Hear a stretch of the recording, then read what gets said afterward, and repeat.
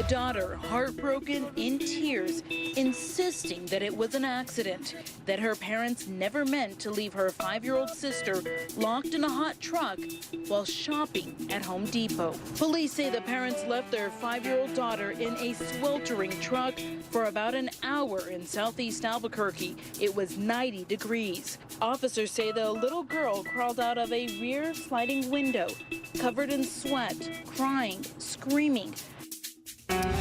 I'm back with Sam, Anahita, and Tiffany, and joining us, Tariq Nasheed, author, director of the Hidden Colors documentary film series. Now, those parents have been charged with felony child abuse. Their 5-year-old daughter reportedly told police that she was ordered to stay in the truck as punishment for not having eaten her entire meal earlier in the day. Tariq, what do you say? Well, Dr. Drew, a lot of these people are really just narcissistic. And we have a lot of people who are not really ready to have children. When they have children, that new child euphoria wears off, and then they realize that they have this responsibility that they have to take care of for the rest of their lives. This makes them resentful because now they can't get into the lifestyle that they were used to. And what they do, they begin to sabotage these children, and they do that in the form of passive-aggressive abuse. So leaving these children in cars, that's just another refined version of child abuse, and we have to look at it like that. Tiffany, you agree? Well, I think the punishment doesn't necessarily fit the crime, and that's kind of what I've been thinking about this. You punish a child, you know, if you're going to the store, I remember if I wanted something, I'd been acting up. My mom would take me into the store, but she wouldn't buy me anything that I wanted. It was a punishment to have to walk through the store. That's right. Withdrawing a positive. Withdrawing a positive is how you shape behavior. But leaving them in the car, Dr. Drew, that just doesn't make sense. I would challenge any parent today, tomorrow, when it's hot outside, go sit in that car for 10 minutes and see how you fare for 10 minutes in a car, and then think about how it would feel to be in that car for 90 minutes. It's not punishment, it's abuse. It really is. And Anahita, of course, Anahita insists that every 5-year-old that reports something to their parents to be able to defend it with the facts. So we have Dr. Drew, you're killing me tonight. I saw you trying to defend yourself on Twitter. Wow. I can't help myself. I'm trying.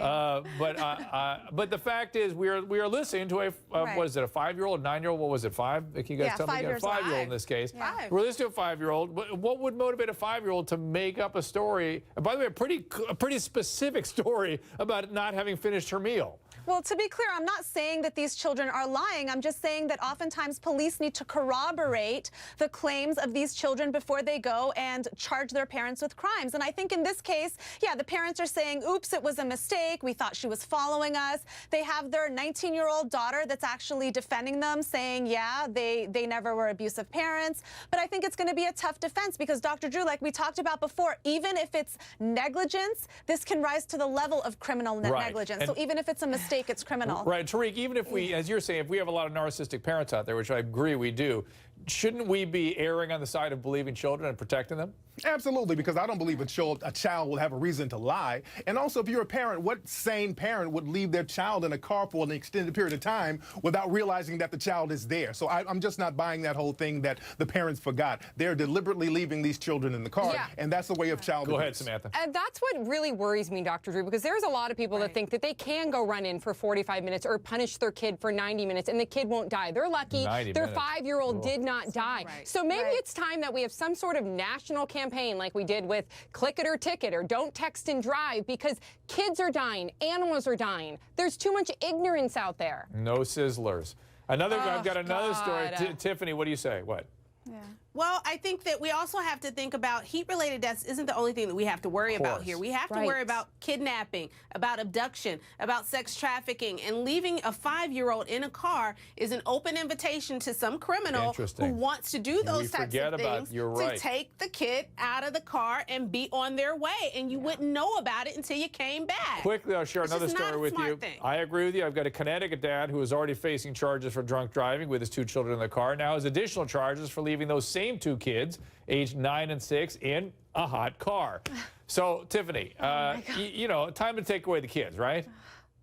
Yeah, I don't think that you're ready. I don't think you're equipped. I don't think this is your gift. Kids are not for you. And so there are plenty of parents out there that really do want them and want to love them, and they don't need them. But Tariq, these kids love their parents. You want to rupture families. You want to make better parents, don't you? Absolutely, but you also have to understand the sympathy hustle. A lot of times these parents will abuse their children. They'll leave their children in cars to die, and then they'll get sympathy from the public, and not only will they get support, they will get donations, and I've seen this happen in many cases. Oh my God! So we have to look at it from that angle as well. All right, listen. Wow. Now I want to go to a story that is, I hope you will all agree with me, is much clearer. It's much more what I'm accustomed to when I think about the narcissistic parent acting out on his family, the male particularly. It is a family who was executed by someone, and I've got someone who knows the suspect and the people who were killed. Got some insight. Be right back after this.